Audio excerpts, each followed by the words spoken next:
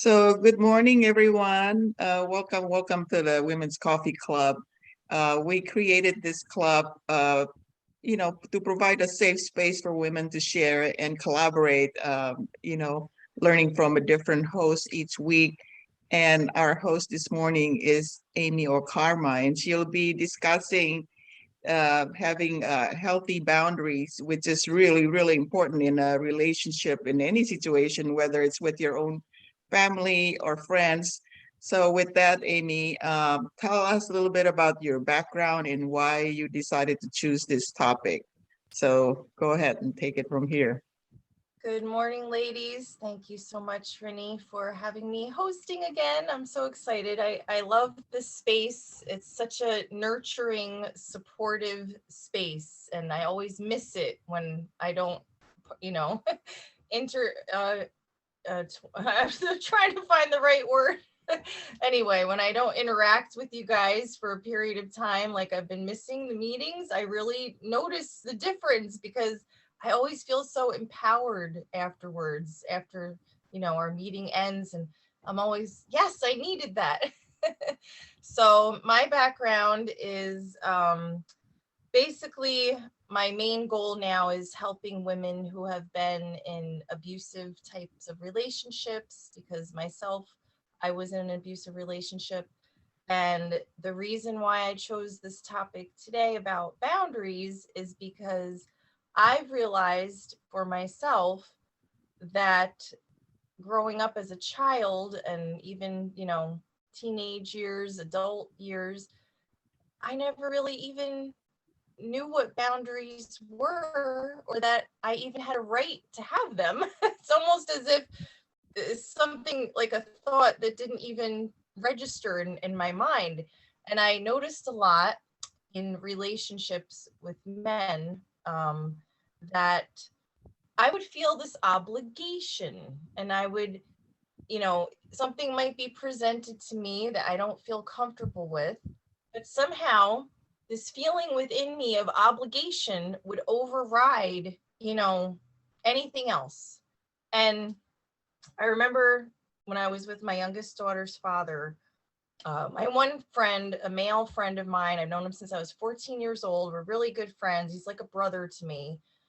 And well, why don't you just leave? Why don't you just, go if it's that, whatever. And I said, I don't know how to explain it. I just feel obligated. I feel this obligation that I have to stay. I have to try to fix things and make things better. So that was kind of the beginning of me learning about boundaries, I guess, which is very recently. It's something I still struggle with. So I found this very interesting article from Psychology Today when boundaries backfire. And I think it's important because I found with my teenage children, they've sort of oh, hello, Suzanne. They sort of taken it to a new level of, well, that's my boundary. I'm not talking about it. Shut the door. Goodbye. And, that's a little bit, going over to the other extreme. That's not exactly what we're trying to accomplish here. Right? So, I just thought this was really interesting, and it's pretty short. So the key points are: no two boundaries are created equal. They can either be healthy or lead to more hurt feelings, which is something we don't think about a lot. There is often a generational component to how people relate to boundaries. Setting healthy boundaries requires embracing nuance and honest self reflection. If you're on social media at all, chances are you've seen your share of posts advocating the benefit and necessities of setting solid boundaries. And this topic has a rightful place in top trending conversations around mental health. There is a lot to be said for having healthy boundaries in our relationships. There is much research that shows the benefit of boundaries. They can strengthen our bonds with others, increase our feelings of self worth, and are a conduit for working through trauma. I talk about boundaries frequently on my social media, Instagram, Dr. Leah Katz, and those posts often get the most likes and shares. Often there is a generational component to how we feel about the concept of boundary making. If we have trouble with them, either setting or respecting them, we often don't have to go far to understand the origin of our discomfort. Many people who weren't raised with a value placed on having healthy boundaries tend to spend energy in their adult lives figuring out what healthy boundaries look like and how to set them. uh, it takes time and courage to practice boundary work when this is not a language you grew up with. We all know a person we deeply respect and admire for their ability to skillfully set boundaries. Pause for a moment here. Who is this for you? It's good to have role models. And on the flip side, we know the person who misunderstands boundaries and how to set them, leading to more hurt in their wake. What defines the difference between the two, and how can we keep ourselves on the right side of the fence?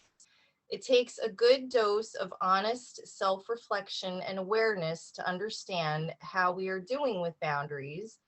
And with that said, here's a good rule of thumb.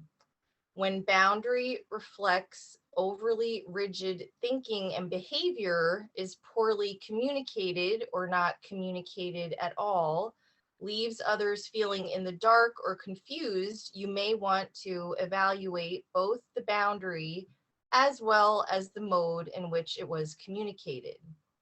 No two boundaries are created equal. So when do boundaries backfire?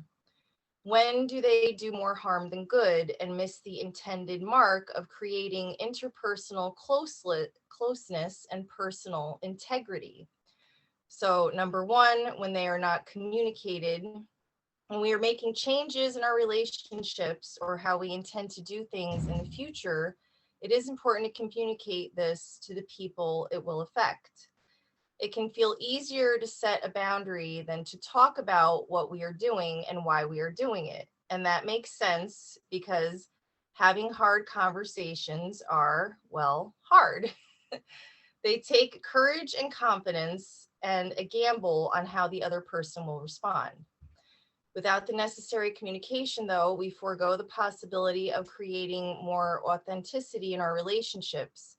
Confusion and resentment are likely to build.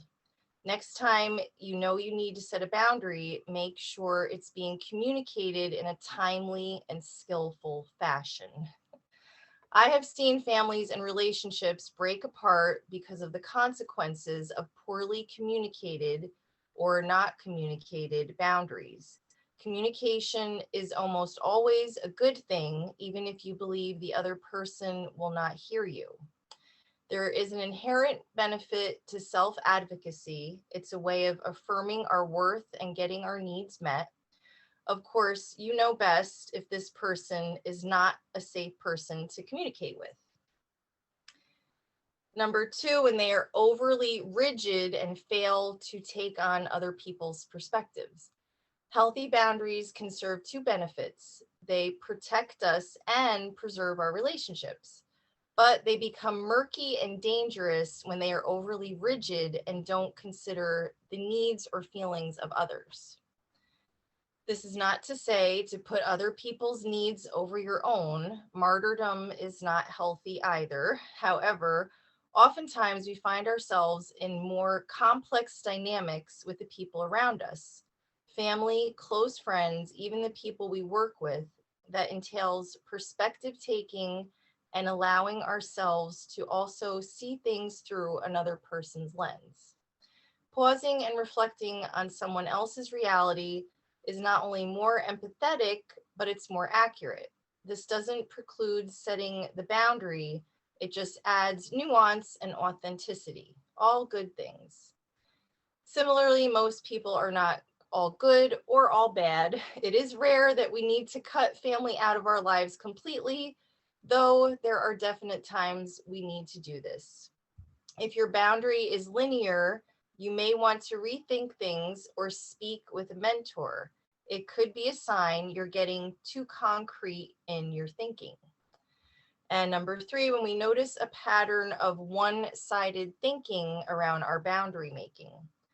Taking the last point one step further, now might be a good time to take a little pause and contemplate the boundaries you have set in your recent history.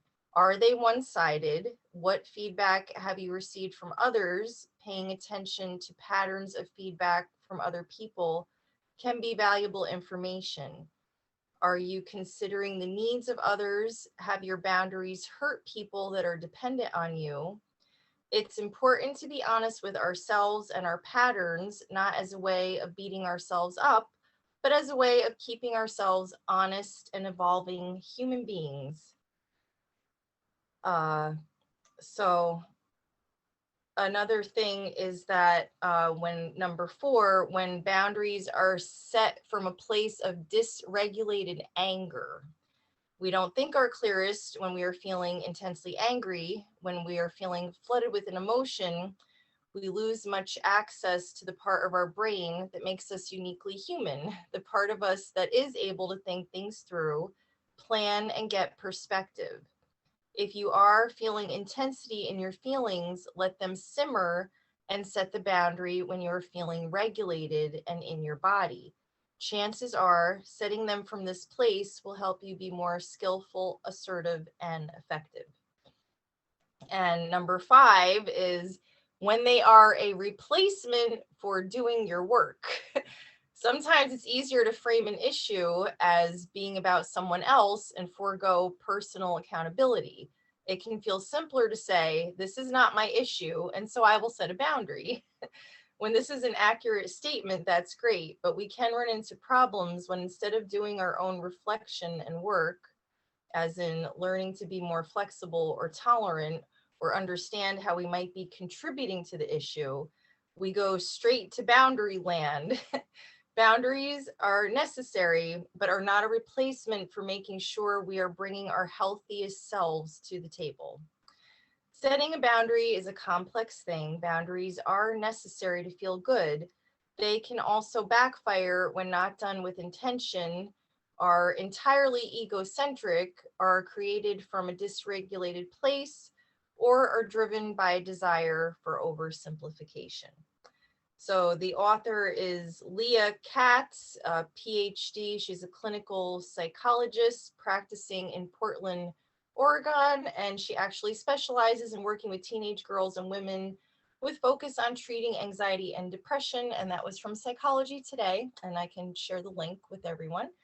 So yeah, kind of taking a little bit of a different spin on the whole boundary idea that, oh, boundaries are great, boundaries are good, you know, which they are, but you know, there's always another side to everything, right? So anybody have anything they want to jump in with?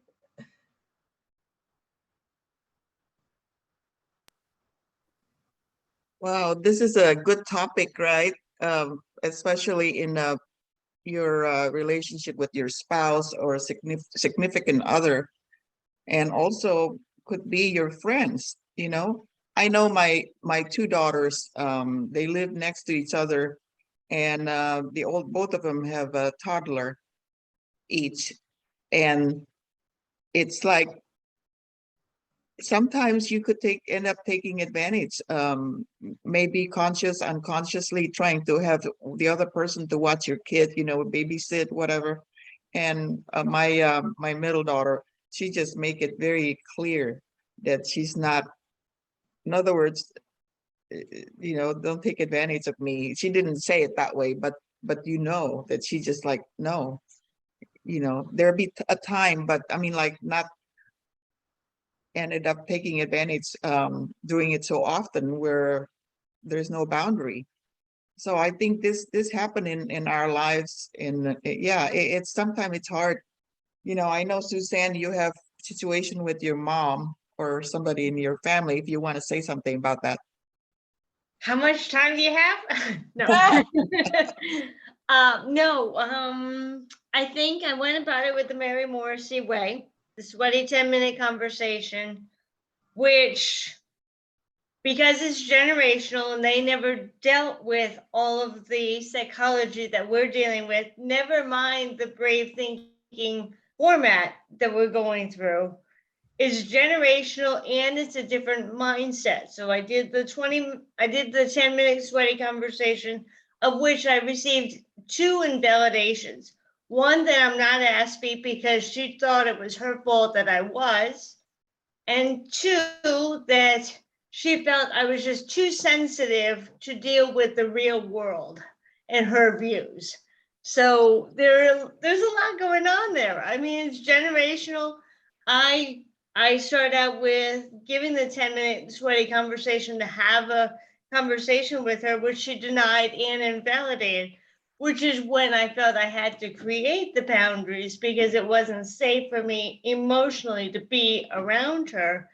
I set up a letter to explain my compassion to knowing her story, and also acknowledging that I feel that I could see and I could feel the vibration of how she was different with me versus my brothers. And that's what really hurt me, was the fact that she has it in her to love, but she has chosen who to love in my family. And I'm like, fine, if I'm too sensitive and you don't want to speak to me in a way that I need because I'm autistic, it's not a safe place for me. So I wrote a letter, and she didn't take the letter well, which is one thing Amy said, is when that they don't react well to you expressing why, because they didn't ever set up boundaries in the first place. Even though I wrote a letter that was a page and a half, maybe a little bit more, she came back with, after I wrote an apology for how I used my words to express it, I wrote her an apology. She came back with a little note on a piece of paper that was shoved into a book and said, "Have a good life. I'll give you the money, but have a good life." And I'm like, I I wouldn't change this letter 5 times to express it in the least hurtful way. And this is how you're coming back.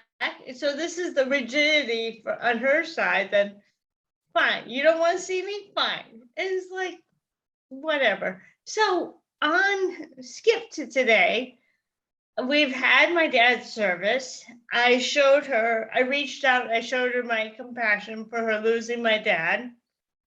And I was there for her, and her birthday was this past Monday. I wished her, I said, "Happy birthday. I hope you have a wonderful day," by text.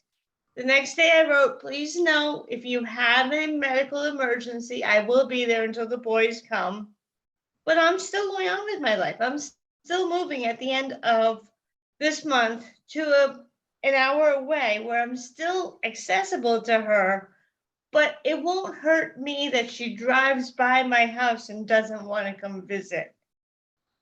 So there's where I put in an actual physical boundary for my own emotional protection. And quickly, and then I'll let someone else talk. When your mother chooses not to go to a restaurant in town, chooses not to, my cat wanted to join the conversation, chooses not to go to a craft fair that you're hosting in town just to sit in a chair that you took the time to bring for her, but will go an hour away with friends to the reason she didn't want to do it is COVID. A month and a half later, goes into the major city to go to Costco with friends, and not even a month after that, jumps on an airplane with my younger brother to go to South Carolina to visit my older brother for his birthday, but could not go to a restaurant in town with me. Oh, I hear you. I've been in those situations with my mom when I moved out, and it was my second apartment, because my first one didn't last that long, but my second apartment, which was literally blocks away, my mom never came over. And then the one time she came over for something and she stood outside the door, she wouldn't come in. And I was like, "Don't you want to come in?" "No, I'm fine," you know? Yeah. So when it's your parent, it's really hard because it's your parent and you want to have that special, bond. And I kind of deal with the same stuff with my dad and my youngest brother. and, between how he treats my brother and how he treats me. So it's hard to get to that place of acceptance. And I don't know if you ever fully get there, but I've kind of come at it now in a way of, you can't get blood from a stone. I hate to say that, but it's like we're hurting ourselves by continuing to look for this in a person that can't provide it. So once we become aware of that, then it's kind of like validating ourselves and saying like, okay, you know what, that's on them. That's no reflection on me. I know who I am. I love myself. I accept myself, So, and it's hard, it's really hard. And another thing that I've learned is just smile and nod, like, okay, whatever you say. That's what I'm gonna do today. I have some things to take to her house to return to her. I'm gonna take her her birthday card, and I'm going with the idea that I'll just smile and say, "You're entitled to your opinion. You're entitled to your opinion. You're entitled." I may become a repeating parrot. You're entitled to your opinion, and smile. You're entitled to your opinion. Yeah, and that's the thing, you're not responsible for anybody else's thoughts, feelings, or actions but your own, So but it's a process, it takes time to get Absolutely. So thank you for sharing with us, Suzanne. Thank you. That was Thank yeah. you. It is a Yes. problem sometimes, especially if it's your own family, your mom or anybody very close to you. So Binta, I see that you wanted to say something. Go ahead. Yeah, I wanted to say something, and first of all, I want to say thank you to Amy. This is such a important subject to talk about, and having come from a culture where there's so many issues about boundaries, where people just have to, you always have to do things because you are afraid of what people might say, so you don't set the boundaries. From everything you were reading, what I remember, the words I remember is self-reflection and awareness. And for me, that starts with me, Once I get to know myself, once I reflect with myself, then that allows me to get to know how to set boundaries, from other people, or also how to talk to people, to communicate with people in a way that they don't feel like I'm coming on too strong. Like, I'm married, so I'm in a relationship. I'm constantly learning. My husband is my teacher. We learn from each other. So self-awareness and self-reflection and awareness is a huge, huge thing. It starts with you. It starts with you. And what you said, Amy, is like, we cannot, you are responsible. I'm not responsible for anybody else's life. I'm here to be kind and compassionate, but I'm not responsible for anybody else's life, even with my own family and sisters and brothers. Yesterday, I was having a conversation with my younger sister back home in Africa, and she's raising her children, my niece, who has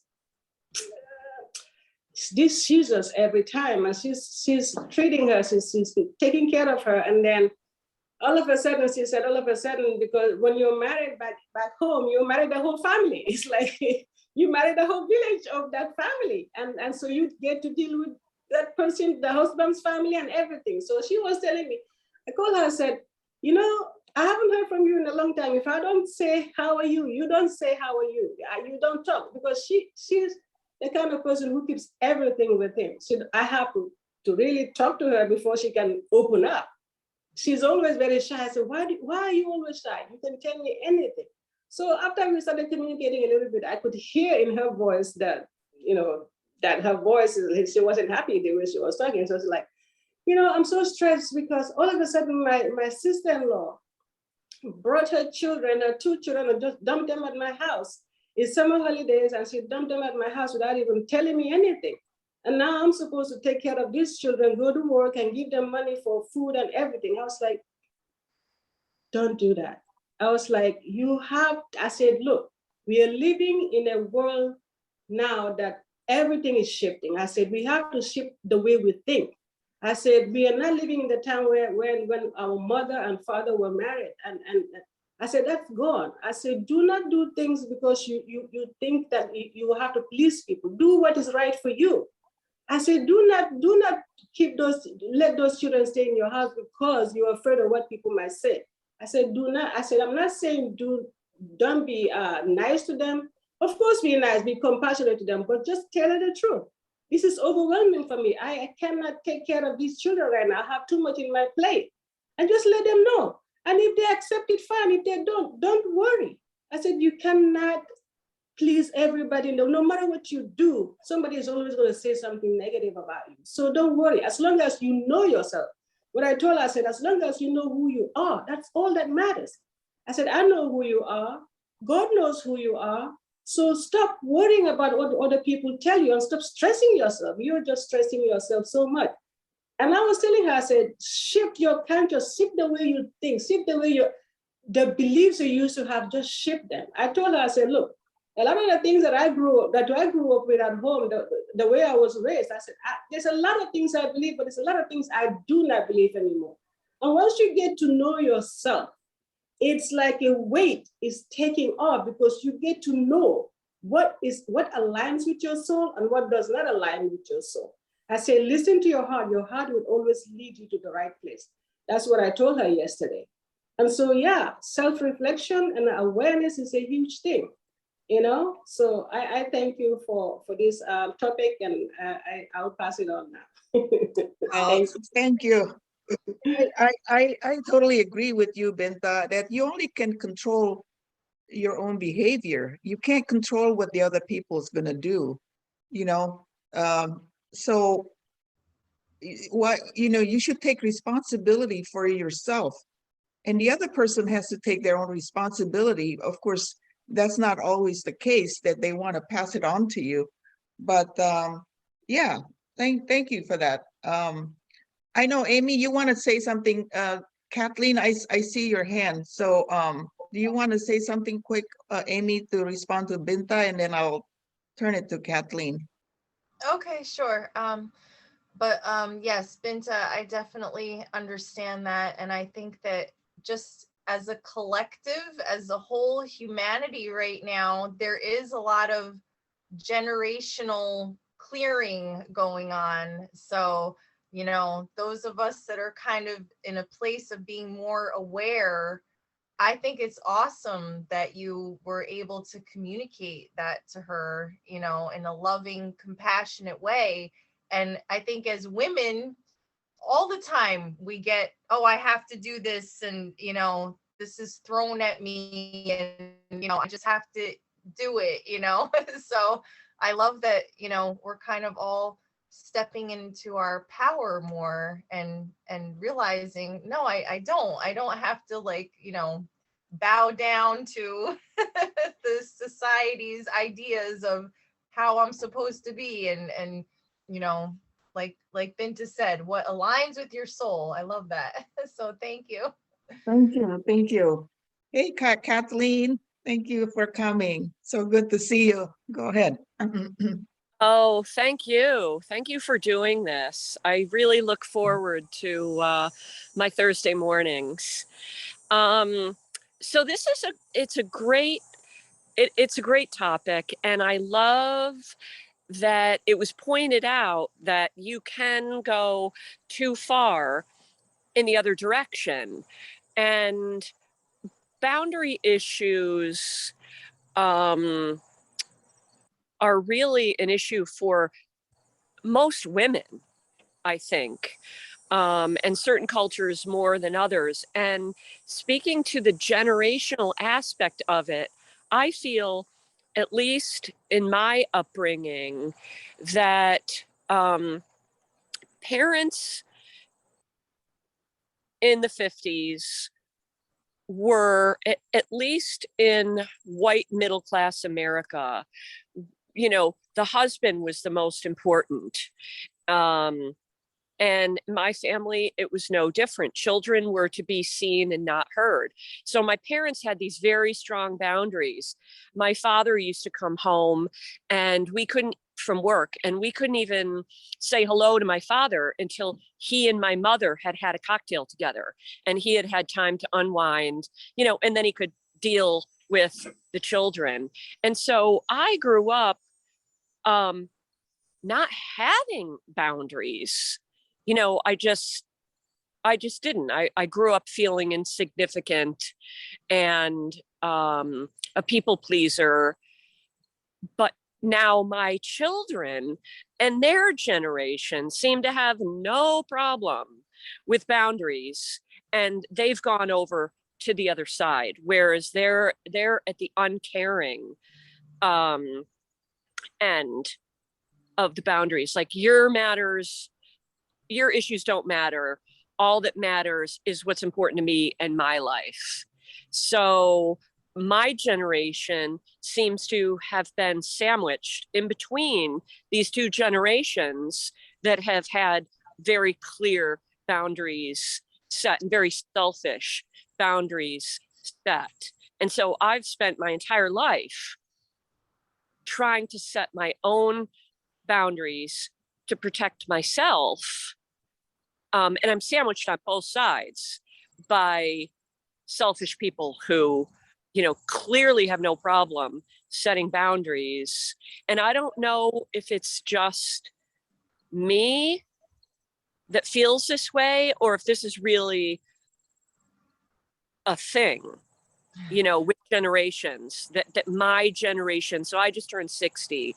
So, people in their 50s and 60s, maybe, from what I've seen, people that I know, friends of mine, have experienced the same thing. And I'm curious as to socially how this happened, or why this happened. And of course it's very different in different parts of the world. I mean, there's obviously in many parts of the world, women still don't have any power. They're not allowed to have any boundaries, like Binta was saying. So I'm just really speaking to, what I've seen happen in America. And that being said, I feel that the consciousness in this country, I've seen in the last 10, 15 years, is really raising. People's consciousness are raising. And so all these classes are out there now online. People are searching about, how do I set my own boundaries? How do I, personal development classes are exploding now. Books on personal development are exploding. So, yeah. Thank you. Thank Nice to you. meet you, Kathleen. I don't think I've met you before, but that's such a good point. And I definitely see it as well in this, current generation, the Generation Z, I think it is. Not all, but I definitely see there's this attitude of, well, it's all just about me and whatever with you. And that's, it is like going all the way to the other side of the the spectrum, and I can totally relate with what you were saying. I was a late turn of a change of life baby, I guess was a term that my mom had me, way later, right before menopause time. So my parents are older, like my dad's 82 now. So and you don't look 60, by the way. I thought you were in your, so but yeah, no, I totally related to everything you were saying. And even in, in our personal development coaching industry, I don't know if you're a coach, but I've seen this statement a lot. I've even had a coach say to me, well, imagine everything is just all about you and your creator. And I'm like, okay, but no, there's other people around, and I think that, somehow there has to be a balance that, yes, I get it. It's just me and my creator. I create my own reality. But no, there's still other people. Like we're all one humanity. You know what I'm saying? But I feel like sometimes some of the coaching stuff does get people in like a too much of like a mindset of only focusing on themselves. And I saw a Zig Ziglar quote recently that said, something to the, I can't remember it exactly, but it something to the effect of, the more people you help achieve their dreams, the more money you'll make, or something to that effect. And somebody quoted in the comments like, I think I've been doing it wrong this whole time. You know what I'm saying? Because we can't just walk around just focusing on us, like me, me, me. You know what I mean? So thank you for sharing that. I don't Yeah. want to miss anybody. Thank you, Amy and Kathleen. Yeah, absolutely. I think it's not just generational, but also culture. Culture also, I think, impact a lot of our behavior, this feeling guilty or obligation, the sense of obligation. But anyway, thank you for that. And Suzanne, I see your hand, but I want to give Ria a chance to talk first to make sure everyone has a chance. Ria, do you have any feedback on your thoughts on this before I turn it to Suzanne? Ria is not there, so I'm going to go ahead and have Suzanne say something, and then I'll come back to Ria. Go ahead, Suzanne. Yeah, no, I was waiting to see if she raised her hand before I put my hand up. No, just going back to what Kathleen was saying is in the year 2000, something really funny happened, and that was that it became the year of look out for number one, but it's the oxygen mask theory that people completely misunderstood. They took it to mean look out for only me, and if I step on someone on my way to the top, it doesn't matter because look out for me. But what was misunderstood is no, put on your self-care, your self-love, you put on your oxygen mask so that you're better able to take care of everybody else. And a lot of people miss that part. All they heard was take care of myself, but they never heard so you can take care of others. Because it's a two-part equation. It's not just a look out for number one and walk on everybody to the top. It's so that you can so you can take care of each other. And oxygen mask, that whole theory really ballooned from my research. It's the oxygen mask. No, you can't take care of someone else if you're not in your best place. However, put on the mask, take care of others. True. Very, very true. That's a great reminder, Suzanne. Thank you. I love that. I love that, Suzanne. That's really Yeah, I love that analogy. Yeah, that's where oxygen mask came from. And with my last book, I really found a lot, and I did a post on it in my early days of writing my website for my book. And it's just like, yeah, people completely misunderstood what Y2K meant. They only heard, oh, I get to look out for me. It's like, not quite. You're missing the other half of the equation. It's true. I feel it's this whole younger generation. My kids are selfish. It's astounding to me. I can't, and it's not just them. It's so many people their age. That's literally it. They only heard to put on the oxygen mask, and they just stopped there. Like, all about me. The oxygen I mean, I definitely don't want to get political in any way, but I feel like a thing that spearheaded that was the boycott Wall Street thing. I feel like that was like, when all those people were out there boycott Wall Street and down with the man, down with capitalism, and like, go to Starbucks and get your, whatever. But, it is, and I have to say, my oldest daughter is 21, and I noticed it when she was a toddler, and we would be somewhere like at the zoo or at the park or an amusement park, and I would see these other parents, you know, in the same age group, like bending over backwards to give in to every little whim of their child. And I'm looking at them and I'm like, what are these people doing? Like, this is not how it's supposed to be. We're not supposed to, you know, the children are not supposed to rule the roost.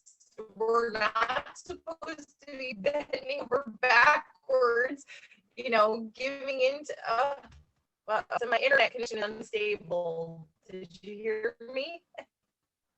Not Not clearly. But yeah, I don't know if I was cut now. You're going in and out, Amy. she sounds like a computer that's there. or a robot, now. A dying robot. Amy, you're going in and out. It's hard to listen. So I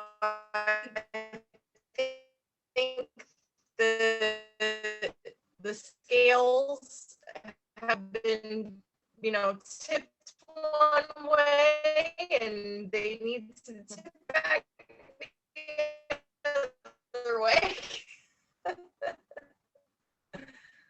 Amy, Oh, your can you guys your hear me internet. okay? Yeah, yeah. So Yeah. while Amy is trying Sorry to about resolve her, that. For some it's okay. reason, it says my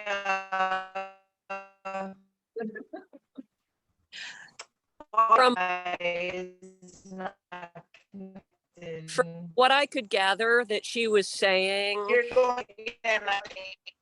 Sorry. that speaks to what I was talking about, the generation. Sounds like a computer that's It's okay, Amy. I know you have a delayed in, you know, a connection issue with your internet. Go ahead, Kathleen. So the parent in my grew up, I think, wanting Maybe log off and log in again, Amy, maybe. She's having, yeah, I don't think she can hear us. I can write I write it on the chat. Yeah. So speaking to my own personal experience, she was talking about the parents catering to the need. I was trying, oh dear, I was trying to be the opposite of how I was raised. I was trying to be the opposite of my mother. So in doing so, I created a monster with my children. And I think that was fairly with people from my generation, because we didn't want to be as selfish as our parents were. You know, my parents, my mother was always going out and partying and drinking with her friends. And, you know, we were just like an afterthought. And I didn't want that for my children. So I went too far in the other direction. And I know I'm not alone in doing that. And I feel that that's how this self generation was created. We went so far in the other direction, you know, giving our children everything we never had without boundaries. Yes. I agree with that 100%. And I guess the good thing about it is that those of us who are working to have this personal development, we are here to really, like, you know, give awareness to other people.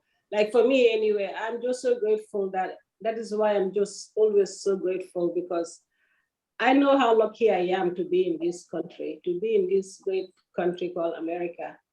And to be able to have the opportunity to work on myself, to get to know who I am, to have the people who are in my life support me and allow me to learn, having came from not knowing anything.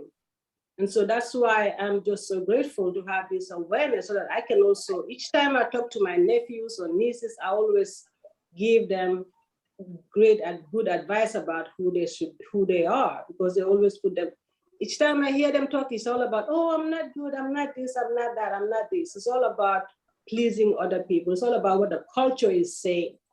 So I am here. I just feel that I'm just so blessed to be able to be in this country, to be able to have this awareness so that I can also share it to whomever wants is open to receive it, which is a challenge because they're in a culture like Kathleen said, it's a cultural thing. I think Rini said a cultural thing, where the culture just wants you to do things in a certain way. So the paradigms are they're like blocks. You have to take the hammer and just keep doing this.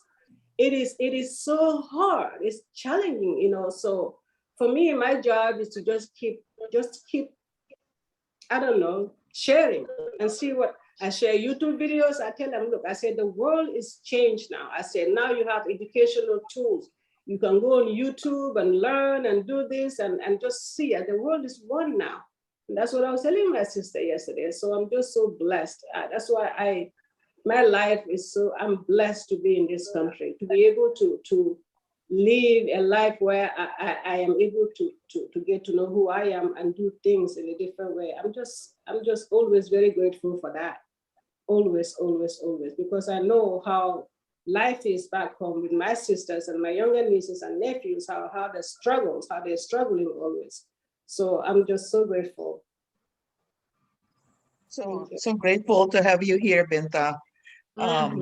Yes, but you know, Kathleen and everyone really, Suzanne, Binta, and Amy, and the boundary thing is so sometimes can be challenging. We almost have to be strong because when you're creating that boundary, you may be disliked. You may feel like they alienate you, that they you know, they're mad because you're doing this. But you know what? If you just stick to your gun and just say, this is my boundary, and eventually they'll know that is like, you know, like sometimes it's hard because like you said, Kathleen, it's your own kids or, you know, I mean, they're not as caring whether you know, it's like they're being selfish, but it's not an easy, this is not an easy subject, especially with your own family.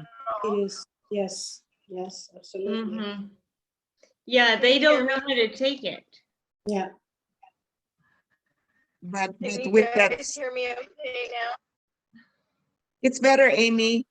But Yeah, with self-love, I you don't just know have, what go ahead. happened. I don't know what happened. I disconnected it and reconnected it. So I was hoping that would help. Can you hear me okay?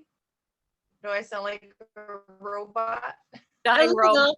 Still a little bit like robot. I'm not. I need it. Yeah, we only have 5 more minutes. So, you know, if you want to log out and log in again, it's up to you. But we're very close to the end of the time. So, okay, I think she did. Yeah, her internet is not good. But with that boundary thing, we have to be strong because it's like, what do you do about it? You know, what do you do? Because if we're a people pleaser, it's very, very hard. For the longest time, I feel guilty when I don't do things for my kids or what, even your friends. And because they expect you to do this and you feel this obligation to do it. And you feel like if I don't do it, then they're not going to love me. Or, you know, the same thing with the idea of we want other people to approve our behavior. We want other people to love us and we would do things. And it's kind of the same thing where you just have to learn to be okay with whatever. If you, as long as you feel like you're doing your part, you're the only person who can control you. and nobody else. What are your thoughts on that? That's it in a nutshell, Yeah. really. Yeah. It's been a lifelong challenge for me, but I am working on it. And I also think, going back to, I can't remember who did it, the chakra workshop that we had, working on your throat chakra Yeah. and be very helpful in being able to speak your truth. Yeah. So that's a weak area for me because of my issues with self-esteem and boundaries, because of the way that I was raised. I was raised to be invisible, and your voice is a big part of your visibility, you know, your speech. And so I know that's something I need to do more work on, is, well, all of my chakras. Chakra work is very important and very closely related to this topic, as is Yeah. yoga. Yes. Absolutely. Self-love. You know, we have to care. That oxygen mask analogy, Suzanne, is excellent, about Yeah. taking care of yourself first before you can care for others. Yes. Hey, Amy, you're back, Absolutely. but not, we're still trying to hear you. Can't hear you yet. Binta, you were going to say something. Go ahead, Binta. No, I was gonna say, what is the word? Second to what was saying about the throat chakra. Yeah, me also is what I have been working on and still working on. And like I say, I use my culture all the time, because I come from a culture where you are supposed to respect what your elders say. You don't speak you don't matter. What you say doesn't matter. Just as long as I'm older than you and I say something, you're supposed to just take it. You Right. know? So speaking for me is a challenge. That's why I tell all the time how I'm grateful how far I came, because speaking I wasn't using my throat. I don't know if you were here when I did my first mastermind here, when I was telling about my story. You know, for a long time that's no wonder I had my thyroid taken out, because I had issues. You know, I wasn't able to express myself. So yeah. I mean, chakras are very, very important to work on. And what helps a lot is practicing yoga. Yoga helps with the chakras, Yeah. to open up chakras. So that's why I practice yoga, and that's what helps me a lot. So, Yes. thank you. Thank you, ladies. I think we're at the top of the hour now. Amy, so sorry. Thank you so much for leading this, hosting this call. But sorry that you're having trouble with your internet Can you hear me connection. at all? Yeah, Yeah, Can you guys hear me at yeah, all now? Yeah. yes, we Now can. it's okay. But now At it's the time end to of the close. Well, thank you so much for allowing me to host again, Brittany. I love it. I enjoy it so much, and I thank you for providing this platform for all of us. And Kathleen, it was nice to meet you. Yeah, I'm not sure where you went. Binta, Suzanne, great seeing you guys here all. Thank you so much, Amy. So thank you, Thank you ladies. so much. I hope you all have an you. excellent day, and I'll send that link in the group chat. Okay. Thank And you. Suzanne will be hosting the call next week. So looking forward, right. Suzanne. Make sure No you give me problem. your topic No Okay. by problem. Sunday. Thank See you, you. ladies. See you Bye. next week. Have a Wonderful great day. weekend. Bye, Bye-bye. ladies.